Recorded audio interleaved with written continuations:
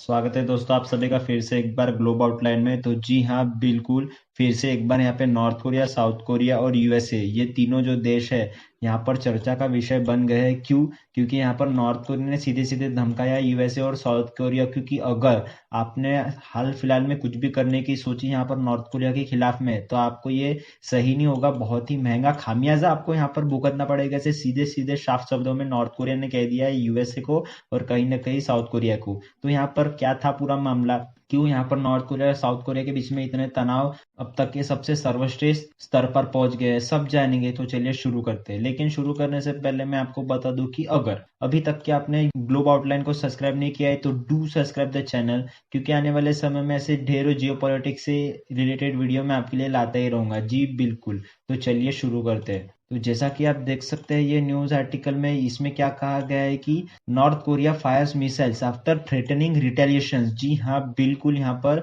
यही बताया गया है यहाँ पर साफ साफ शब्दों में कि जैसे ही यहाँ पर नॉर्थ कोरिया को लगाना है कि जी हाँ बिल्कुल अभी यहाँ पर खतरे की घंटी हमारे लिए कहीं ना कहीं बज रही है, तो उसी का अंदेशा यहाँ पर नॉर्थ कोरिया को हो गया और नॉर्थ कोरिया ने यहाँ पे सीधी सीधी मिसाइल दाग दी। अब देखिए, ये मिसाइल दागी तो दागी, लेकिन यहाँ पर एक मेन मुद्दा जो आता है वो ये आता है कि ये जो मिसाइल है कहीं ना कहीं जापान के ऊपर से उड़ी। अब देखिए, ये जो यहाँ पर बताया गया है स्टेटमेंट की north Korea war capacity prove ballistic missile that can flies over Japan. तो यहाँ पर देखिए, यहाँ पर जापान के जो यहाँ पर सपोज ये जापान है तो जापान के ऊपर से ये उड़ के नहीं गई। यहाँ पर जितना भी जापान का इकोनॉमिक जोन होता है वहां तक के ये पहुंच गई थी और वहां जाके ये गिरी। अब देखिए, ये इकोनॉमिक जोन क्या होता है, जैसे कि ये जापान है यहाँ पर और जापान के आजू बाजू में आपको पता है कि ये सी है। तो यहाँ पर 200 नॉटिकल माइल्स तक के ना यहाँ पर बिल्कुल इकोनॉमिक जोन होता है उस नेशन का, मतलब जापान का। तो इस इकोनॉमिक जोन में मतलब यहाँ पे 200 नॉटिकल माइल्स की जो जगह होती है लगभग लगभग 370 किलोमीटर का पड़ता है ये।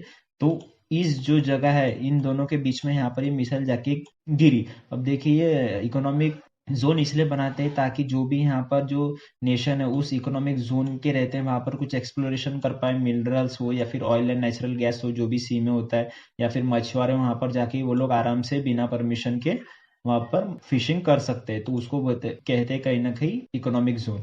अब देखिए, तो उस इकोनॉमिक जोन में यहाँ पर ये मिसाइल जाके गिरी, इसके वजह से यहाँ पर ये बताया गया है कि दैट फ्लाइज ओवर जापान। तो देखिए, यहाँ पर ये मुद्दा कहाँ से चालू हुआ पूरा। जी हाँ बिल्कुल, क्योंकि मैंने इसके पहले भी वीडियो बनाया था कि कैसे यहाँ पर नॉर्थ कोरिया ने मिसाइल दागे थे और फिर यूएस से साउथ कोरिया के ऊपर टेंशन आ गया था। जी हाँ बिल्कुल, ये न्यूज चालू होती है यहाँ पर, ठीक से देख सकते हैं अक्टूबर 31 2022 की ये न्यूज है यहाँ पर कि US and South Korea warplanes begin largest ever air drill. जी हाँ बिल्कुल, यहाँ पर यूएसए और कहीं ना कहीं जो साउथ कोरिया था वो यहाँ पर ड्रिल्स करने वाले थे। क्यों? क्योंकि नॉर्थ कोरिया के टेंशन को देखते हुए। क्योंकि देखिए, मैं ऐसे जितने भी न्यूज बनाऊं ना कि नॉर्थ कोरिया ने मिसाइल दागी है, नॉर्थ कोरिया ने एक नया इक्विपमेंट बनाया डिफेंस से रिलेटेड, नॉर्थ कोरिया की एंटी कॉन्टिनेंटल बैलिस्टिक मिसाइल, वो सारे कम ही है। क्योंकि दिन ब दिन ना इसकी एक न्यूज नहीं, ऐसे काफी ढेरों सारी न्यूज आती है।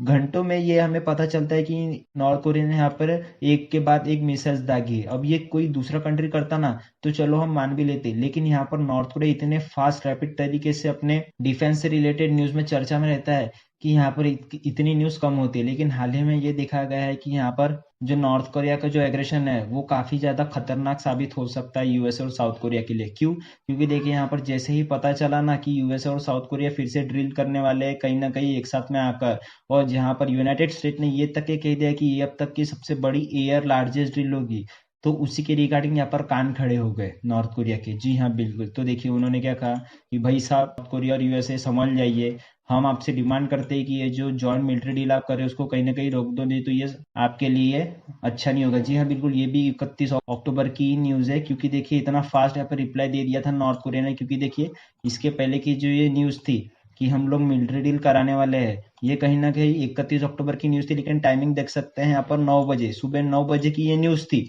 यहाँ पर। और उसके बाद डायरेक्टली रात को, जी हाँ बिल्कुल, जैसे कि आप यहाँ पर टाइमिंग देख सकते हैं कि 31 अक्टूबर को ही 10 बजे करीब रात के इन्होंने ये बता दिया है कि देखिए ये जो ड्रिल है उसको कहीं ना कहीं रोक दीजिए, नहीं तो ये आने वाले समय में खतरनाक साबित हो सकता है आपके लिए। लेकिन फिर भी वहां पर ये रुके नहीं, जिसके रिगार्डिंग यहाँ पर सीधे सीधे फिर से नॉर्थ कोरिया ने वार्निंग दी जी बर कि North Korea threatens to unprecedented response to US and South Korea drills, कि अगर अभी भी आप नहीं रुके तो आने वाले समय में ये आपके लिए काफी खतरनाक हो सकता है। अब देखिए, ये जो न्यूज़ है 17 फरवरी के 2023, और यहाँ पर ड्रिल चालू हो चुकी है। और यहाँ पर जो साउथ कोरिया और यूएसए है वो कहीं ना कहीं पार्टनरशिप में है, जिसके रिगार्डिंग यहाँ पर ये ड्रिल चालू हो गई है। लेकिन फिर भी यहाँ पर जो यूएसए है वो कहीं ना कहीं रुका नहीं, और बात वही आ गई कि यहाँ पर नॉर्थ कोरिया ने फिर से ये कहा कि देखिए, हम जो है आपको वार्न कर रहे हैं कि अगर ये सब रोका नहीं गया है जल्दी, या इस पे कुछ विचार विमर्श नहीं किया गया है, तो हम मिलिट्री एक्शन लेना चालू कर देंगे। अभी तक के हम जो है वो बयानबाजी कर रहे थे कि रोक दो, हमने आपसे कहा कि देखिए प्लीज इसे रोक दो, इसे करो मत, या फिर कर भी रहे तो इसे कहीं ना कहीं बर्खास्त कर दो, लेकिन आप नहीं माने। तो अब हम जो है सीधे सीधे मिलिट्री एक्शंस लेंगे कहीं ना कहीं यूएसए और साउथ कोरिया के ऊपर। जी हाँ बिल्कुल। जिससे लेकर ना यहाँ पर ये न्यूज है कि जी हाँ बिल्कुल, इंटर कॉन्टिनेंटल बैलिस्टिक मिसाइल यहाँ पर दाग दी गई है नॉर्थ कोरिया के द्वारा, जो कहीं ना कहीं जापान के सी के तरफ जाके गिरी। ये सीधा सीधा संदेश था यूएसए और साउथ कोरिया को कि देखिए, अगर आप यहाँ पर रुके नहीं ना कहीं ना कहीं हम जो है ये जो मिसाइल जापान की सी की ओर दागी है वो कहीं ना कहीं डायरेक्शन चेंज करके आपकी ओर भी आ सकती है। जी हाँ बिल्कुल, इतना यहाँ पे खतरनाक संदेश दे दिया है किम जोंग उन के द्वारा। जी हाँ बिल्कुल, इसी के लिए यहाँ पर ऐसी न्यूज मुझे आपके लिए बनाना पड़ रहा है कि नॉर्थ कोरिया ने जो इस बार मिसाइल दागी है ना, वो कोई ऐसे यहाँ पर टेस्टिंग करने के लिए या फिर दिखाने के लिए नहीं दागी है। ये सीधे सीधे वार्निंग थी यूएसए और साउथ कोरिया को कि भाई साहब, आप जो ड्रिल कर रहे हैं ना वहां पर, वो कृपया करके रोक दीजिए, अन्यथा यहाँ पर और भारी आपको हमारे तरफ से रिस्पॉन्स आपके लिए देखने को मिल सकता है। क्योंकि देखिए, ये जो नॉर्थ कोरिया और साउथ कोरिया के बीच में टेंशन है ना यहाँ पर, वो कहीं ना कहीं इतने राइज हो चुके हैं ना प्रीवियस ईयर से, कि हमें ये भूलना नहीं चाहिए कि इन दोनों के बीच में भी कहीं ना कहीं रशिया यूक्रेन समान जो सिचुएशन है वो आ सकती है। अब मैं ऐसा क्यों कह रहा हूँ, क्योंकि देखिए पिछले साल भी, ये आप न्यूज देख भी सकते हैं, इस पे भी मैंने एक डेडिकेटेड वीडियो बनाया था, क्योंकि यहाँ पर 3 बैलिस्टिक मिसाइल यहाँ पर फायर की थी नॉर्थ कोरिया ने। जी हाँ बिल्कुल। अब देखिए, ये नॉर्थ कोरिया ने उठे सुठे, आप कहोगे कि ये ऐसा 3 बैलिस्टिक मिसाइल फायर करने का क्या यहाँ पर मुद्दा आता है, क्यों यहाँ पर नॉर्थ कोरिया ने जो 3 बैलिस्टिक मिसाइल है वो फिर से फायर की थी कहीं ना कहीं नॉर्थ कोरिया को दिखाने के लिए। तो देखिए, जब नॉर्थ कोरिया से पूछा गया या फिर इनके जितने भी स्टेटमेंट मैंने पढ़े, तो उसमें से इन्होंने ये जवाब दिया कि देखिए, हमने जो है 3 बैलिस्टिक मिसाइल है ना वो ऐसे ही नहीं दागे, क्योंकि यहाँ पर उसके पहले जो है साउथ कोरिया ने कहीं ना कहीं यहाँ पर हमें उकसाया था। क्योंकि देख सकते हैं, South Korea successfully conduct the test flight of solid fuel space vehicle. जी हाँ बिल्कुल, यहाँ पर देख सकते हैं दिसंबर 31 की ये न्यूज है 2022 की। देखिए, यहाँ पर जो साउथ कोरिया, उन्होंने कहीं ना कहीं ये पहले टेस्ट कंडक्ट किया था, जिसके बाद यहाँ पर नॉर्थ कोरिया कहता है कि उसके रिस्पॉन्स में हमने जो ये बैलिस्टिक मिसाइल है ना वो फायर की है। क्योंकि देखिए, ये भी 31 दिसंबर की ही न्यूज है। और यहाँ पर बैक टू बैक, जैसे ही यहाँ पर नॉर्थ कोरिया को पता चला कि यहाँ पर साउथ कोरिया ने ऐसा कुछ किया है, तो ये भी पीछे नहीं रहे भाई साहब। इनको लगा कि हम क्यों पीछे रहे, हम तो अपनी ताकत दिखाएंगे। तो इन्होंने भी 3 यहाँ पर बैलिस्टिक मिसाइल फायर कर दी। जहां पर साउथ कोरिया ने 1 ही दागा था, इन लोगों ने यहाँ पर 3 कर दिए उसके।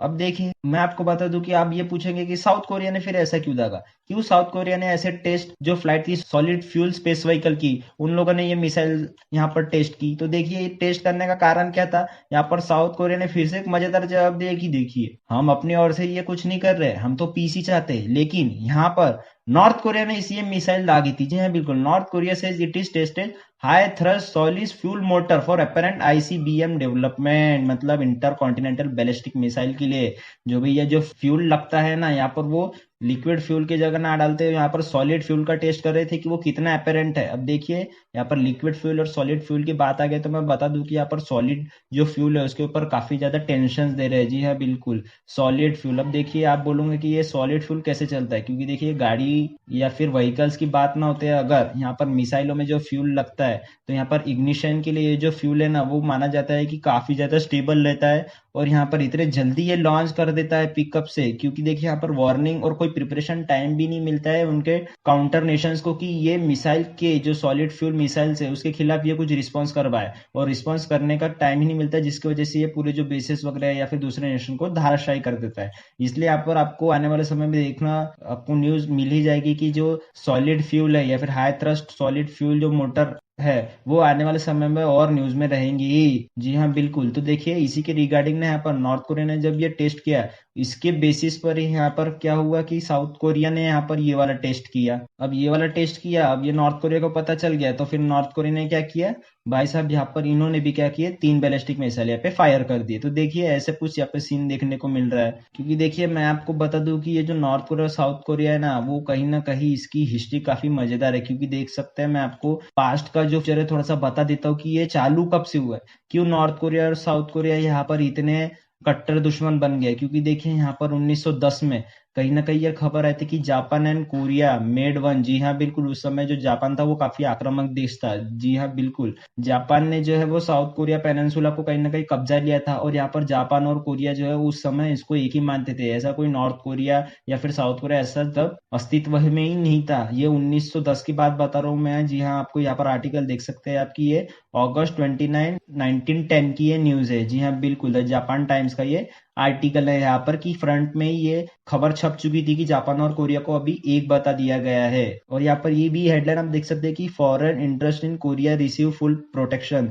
जी है बिल्कुल, इसका मतलब ये है, मैं आने वाले समय में आपको बताऊंगा कि कैसे जो फॉरेन की कंट्रीज है वो पूरा सपोर्ट में थे कोरिया के, कि हम जापान को कहीं ना कहीं कोरिया का पार्ट बनने ही नहीं देंगे। जिसकी वजह से ये काफी चर्चा का टॉपिक रहा है वर्ल्ड वॉर 2 में और कहीं ना कहीं कोल्ड वार में। इसके बारे में हम डिस्कस करेंगे एक दिन कुछ स्पेसिफिक वीडियो लाकर। तो देखिए उसके बाद क्या हुआ, यहाँ पर जो है वो हमला हो गया। काफी सारे देश जैसे सोवियत यूनियन यहाँ पर आ गए। उसके बाद यूएसए ने अपने ट्रूप्स डिप्लॉय किए कहीं ना कहीं नॉर्थ कोरिया में। देखिए north Korea in the sense, north Korea को जो आप आज कहते हैं हम, उस जगह पे यहाँ पर ट्रूप्स डिप्लॉय कर दिया यूएसए ने। जिसकी वजह से यहाँ पर जापान ने जो है वो 15 दिन में ही, या फिर 15 दिन से कम भी हम कह सकते हैं, कि जापान ने हार मान ली और सरेंडर कर लिया। जी हाँ बिल्कुल, इसकी भी बाकायदा आप न्यूज देख सकते हैं कि देखिए 1910 से 1945 तक यहाँ पे जापान ने राज किया। उसके बाद देखिए यहाँ पे दिख सकता है आपको तो शायद, अगस्त 16 1945 की ये न्यूज है कि जापान सरेंडर। जी हाँ बिल्कुल, यहाँ पर जापान ने सरेंडर कर दिया था सीधे सीधे, कि देखिए हम जो है वो आप पीछे हट रहे हैं और आपको जो करना है वो कर सकते हैं। जिसके रिगार्डिंग यहाँ पर क्या हुआ, यहाँ पर विभाजन हुआ और एक नॉर्थ कोरिया और एक साउथ कोरिया का जन्म हुआ। जी हाँ बिल्कुल, अब मैं बता दूं कि नॉर्थ कोरिया में जो है वो किम जोंग के जो भी सक्सेसर थे उसका शासन चलने लगा, और यहाँ पर साउथ कोरिया में मिलिट्री शासन को खत्म करते हुए यहाँ पर कहीं ना कहीं ये गवर्नमेंट बनाई गई।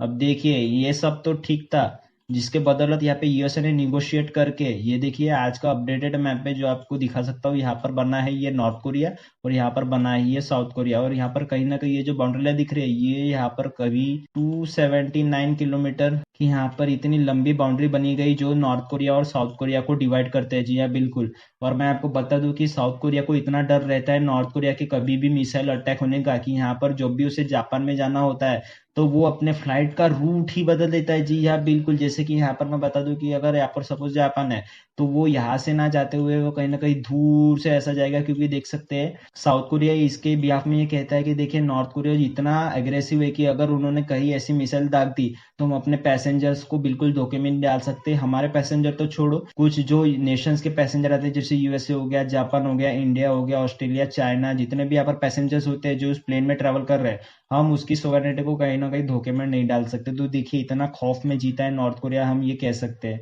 अब देखिए ये तो हो गई चलो वर्तमान की बात। जब यहाँ पर 1950 में, मैं जो आपको बता दूं कि 1950 में यहाँ पर जो बिल्कुल नॉर्थ कोरिया अलग और साउथ कोरिया अलग बन चुका था। यहाँ पर किम जोंग अन जो कि कम्युनिस्ट पार्टी के बेसिस पे चलता था कहीं ना कहीं, तो वो उसके डिक्टेटरशिप में चलता था। लेकिन साउथ कोरिया बिल्कुल अपोजिट में चलता था, ये पीस के रिगार्डिंग चलता था कि हमें पीस चाहिए।